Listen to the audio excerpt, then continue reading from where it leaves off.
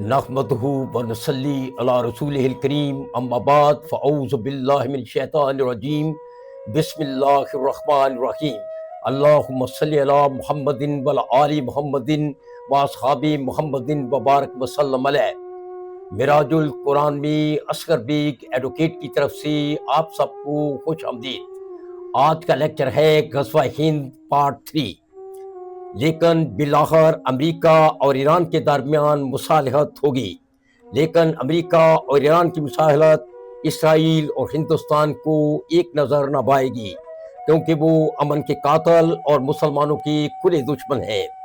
سورہ المائدہ آیت نمبر 82، لا تجدن اشد الناس عداوۃ للذین آمنوا اليہود والذین اشرکوا، تم ضرور مومنوں مسلمانوں کا سب سے بڑھ کر دشمن یہودیوں اور مشرکوں کو پاؤ گے۔ جلد یا بدیر ایک دن یہودی یعنی اسرائیل اور مشرک یعنی ہندوستان باہمی گٹھ جوڑ سے مملکت خداداد پاکستان پر حملہ کر دیں گے۔ پاکستان کی مسلح جریہ فوج منہ توڑ جواب دیں گی، کیونکہ پاکستان نے سورہ انفال کی آیت نمبر 60 کی روشنی میں مکمل تیاری کر رکھی ہے۔ ایران، سعودی عرب، ترکی، چین اور روس پاکستان کا ساتھ دیں گے۔ غزوہ ہند شروع ہو جائے گا۔ پاکستان اور ایران کی فوجیں ہندوستان اور اسرائیل کے خلاف جنگ کریں گی۔ امریکہ ہندوستان اور اسرائیل کا ساتھ نہیں دے گا۔ سنن نسائی کتاب الجہاد حدیث نمبر 3175 3175۔ ابو ہریرہ کہتے ہیں کہ رسول پاک صلی اللہ علیہ وآلہ وسلم نے ہم مسلمانوں سے ہند پر لشکر کشی کا وعدہ فرمایا، یعنی پیشن گوئی فرمائی۔ تو اگر ہند پر لشکر کشی میری زندگی میں ہوئی تو میں جان و مال کے ساتھ اس میں شریک ہوں گا، اور اگر میں قتل کر دیا گیا تو بہترین شہداء میں سے ہوں گا، اور اگر میں زندہ واپس آ گیا تو میں جہنم سے نجات یافتہ ابو ہریرہ کہلاؤں گا۔ ہندوستان میں خلفشار ہوگا۔ متعصب ہندو مسلمانوں کا قتل عام کریں گے۔ ہندوستان کی مختلف ریاستیں آزادی کی تحریک شروع کر دیں گی۔ شمالی علاقہ جات میں فتنہ و فساد اور دہشت گردی زور پکڑے گی۔ افغانستان کی دہشت گرد حکومت خوارج اور دہشت گردوں کا ساتھ دے گی۔ ہندوستان کا پاگل وحشی حکمران خوارج اور دہشت گردوں کی مدد کے لیے تربیت یافتہ دہشت گرد اور فوج روانہ کرے گا۔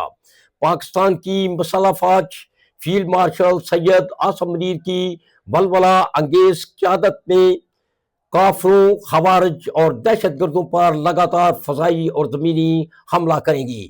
پاکستان کا عظیم سپہ سالار چھوٹی چھوٹی داڑھی رکھ لے گا، اور یہ عظیم سپہ سالار سید عاصم منیر ہی ہوگا۔ اسی عظیم سپہ سالار کی قیادت میں پاکستانی مسلح فوج دہشت گردوں، کافروں اور خوارج کا سر کچل کے رکھ دیں گی۔ اٹک کا پانی کافروں، دہشت گردوں اور خوارج کے خون سے سرخ ہو جائے گا۔ کافروں، دہشت گرد، خوارج افغانستان کی طرف بھاگیں گے۔ پاکستانی افواج کافروں، دہشت گردوں، خوارج اور ان کا ساتھ دینے والی افغانستان کی حکومت کے خلاف اپنے تباہ کن حملے جاری رکھیں گے۔ نتیجتاً افغانستان سرنڈر کر دے گا، اور شمالی محاذ پر شروع ہونے والی یہ جنگ اختتام پذیر ہوگی۔ اسرائیل اور ہندوستان کے مشترکہ حملے کے جواب میں پاکستان اور ایران کی فوجیں ایک طرف اور دوسری طرف چین کی فوجیں ہندوستان پر لشکر کشی کر دیں گی۔ موجودہ بنگلہ دیش ایک دفعہ پھر مشرقی پاکستان بن جائے گا۔ مشرقی پاکستان سے بھی جنگی جہاز ہندوستان پر حملہ آور ہوں گے۔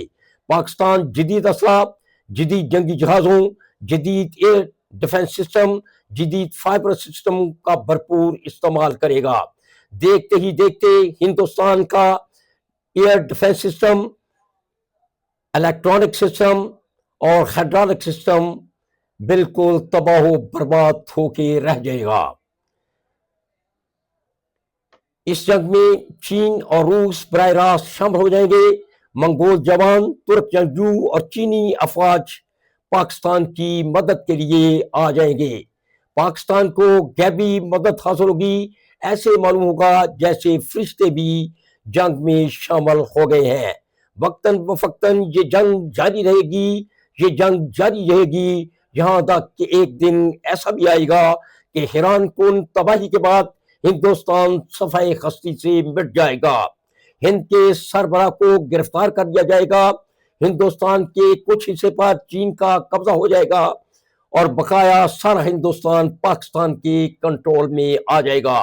دہلی پر پاکستان کا حلالی پرچم لہرائے گا، ریاست خراسان، گریٹ ریاست خراسان قائم ہو جائے گی، جہاں سے کالے جھنڈوں والے امام مہدی کی مدد کو جائیں گے، مسلمانوں کو فتح نصیب ہوگی، فتنہ ختم ہو جائے گا، فتنہ ختم ہو جائے گا، سارا دین اللہ کا ہی ہو جائے گا۔ اور سورہ انفال کی آیت نمبر 39 اور سورہ توبہ کی آیت نمبر 14 کے مطابق مسلمانوں کا دل ٹھنڈا ہو جائے گا، مسلمانوں کا دل ٹھنڈا ہو جائے گا، یقیناً مسلمانوں کا دل ٹھنڈا ہو جائے گا۔ وما علینا الا البلاغ۔